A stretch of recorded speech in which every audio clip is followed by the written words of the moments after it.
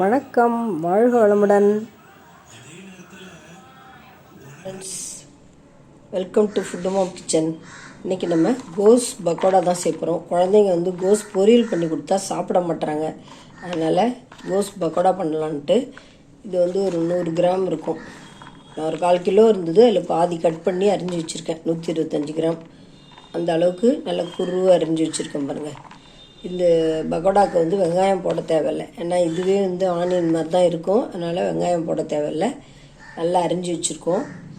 அது பார்த்திங்கன்னா 2 ஸ்பூன் பச்சரிசி மாவு, அரை ஸ்பூன் சோம்பு, ஒரு 5-6 பல் பூண்டு, இதே மாதிரி ஒரு 3 பச்சை மிளகா, 2 பச்சை மிளகா, 3 காஞ்ச மிளகா, கருவேப்பிலை கட் பண்ணி நம்ம அதில் ஆட் பண்ணிக்கிறதுக்கு கருவேப்பிலை ஒரு ஃப்ளேவருக்காக, ஒரு அரை அழாக்கு கடலை பருப்பு எடுத்து வச்சுருக்கேன்.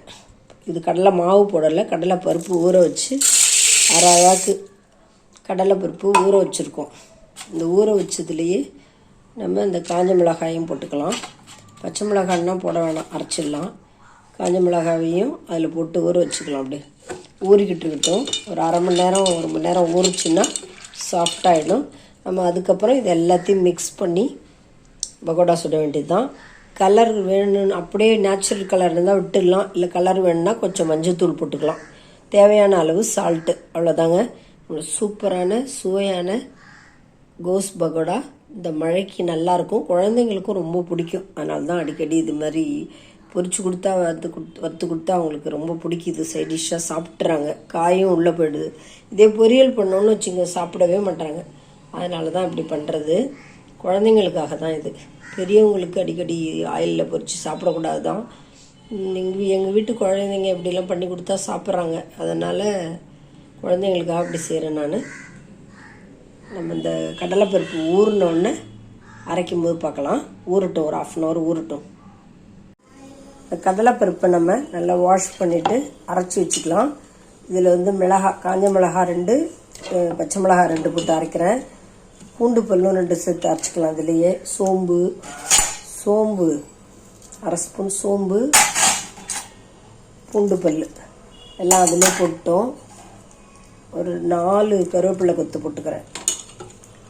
கட் பண்ணியும் போட்டுக்கலாம், இப்படியே போட்டாலும் குழந்தைங்களுக்கு சேரும்ல. அதனால் ஒரு 4 கருவேப்பிலை போட்டாச்சு. இதில் நம்ம இதை அரைச்சிட்டு பார்க்கலாம். பார்த்திங்கன்னா நம்ம அரைச்சிட்டோம். ரொம்ப மழன்னு இல்லாமல் ரொம்ப குறன்னு இல்லாமல் அரைச்சிருக்கிறோம். ஒரு 80% நல்லா அரைச்சிக்கலாம். அதை நம்ம இந்த கோஸில் போட்டுடலாம். அப்படியே கோஸில் போட்டு 2 ஸ்பூன் பச்சரிசி மாவு வச்சுருந்தோம்ல, அதையும் ஆட் பண்ணிக்கணும். ஒரு பைண்டிங் ஏஜென்சிக்கும் எண்ணெய் குடிக்காமல் இருக்கும். அதனால் நம்ம அதையும் ஆட் பண்ணிக்கிறோம்.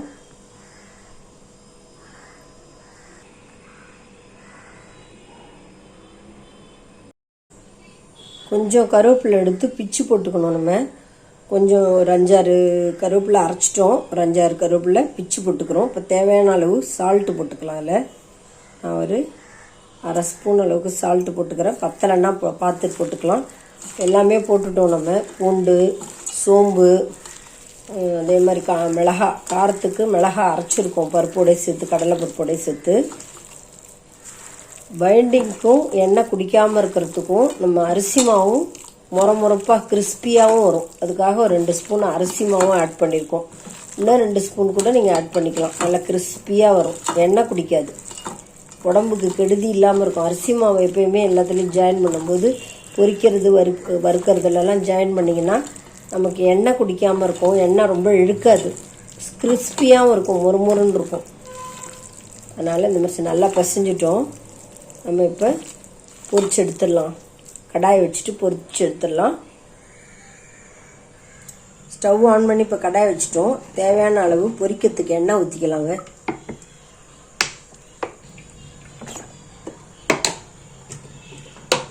நம்ம எண்ணெய் ஊற்றியாச்சு. எண்ணெய் நல்லா காயட்டும். காஞ்ச உடனே நம்ம பொரிச்சு எடுக்க வேண்டியது தான். எண்ணெய் காஞ்சிச்சு, போட்டு பார்க்கலாம். ஒரு 2 நிமிஷம் காயட்டும். நல்லா போட்டோன்னா புஷ்ஷுன்னு டக்குன்னு மேலே வர்ற மாதிரி வேகணும். கொஞ்சம் ஒரு 2 நிமிஷம் காயட்டும். நம்ம போட்டுடலாம். இப்போ இந்த மாதிரி பக்கோடா மாதிரி நம்ம போட்டுக்கலாம், இல்லை சின்ன சின்ன பால்ஸ் மாதிரியும் போட்டுக்கலாம்.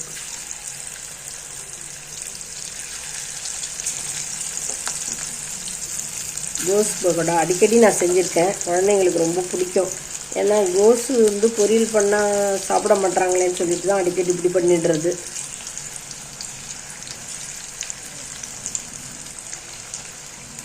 நல்லா வேகட்டுங்க.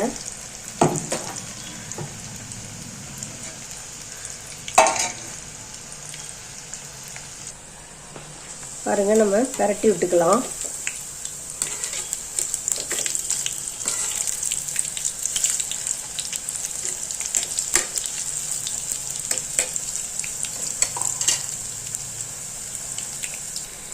அந்த கரண்டியோட இது வாட்டமாக இருக்குது, அதனால் அதை மாற்றி ஜல்லிக்கரண்டி மாற்றிடுறேன். மொறுன்னு நல்லா வேக விட்டு பொறுமையாக எடுக்கலாங்க. ஏன்னா கோஸ் வேகணும்ல, அதனால் மொறுன்னு நல்லா வேக விட்டு பொறுமையாக எடுப்போம். நல்லா வெந்துருச்சு, மொறுன்னு எடுத்துடலாம். இப்போ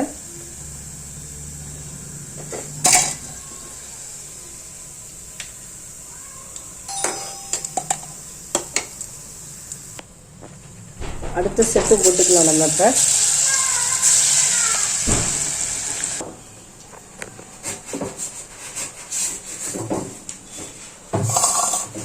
பாருங்கள், மொறுன்னு பக்கோடா சூப்பராக ரெடி ஆகிடுச்சு. டேஸ்ட் ரொம்ப நல்லா இருக்குங்க, அதில் டிஃப்ரெண்ட்டே தெரியவே தெரியாது. பக்கோடா ரொம்ப அருமையாக இருக்கும், செஞ்சு பாருங்கள். இது நம்ம இதே மாதிரி கடலைப்பருப்பு ஊற வச்சு அரைச்சி செஞ்சு பாருங்கள், ரொம்ப டேஸ்டியாக இருக்கும். இந்த வீடியோ உங்களுக்கு பிடிச்சிருந்துன்னா லைக் பண்ணுங்கள், கமெண்ட் பண்ணுங்கள், ஷேர் பண்ணுங்கள், மறக்காமல் சப்ஸ்கிரைப் பண்ணுங்கள். தேங்க்ஸ் ஃபார் வாட்சிங். நம்ம நெக்ஸ்ட் வீடியோவில் பார்க்கலாங்க.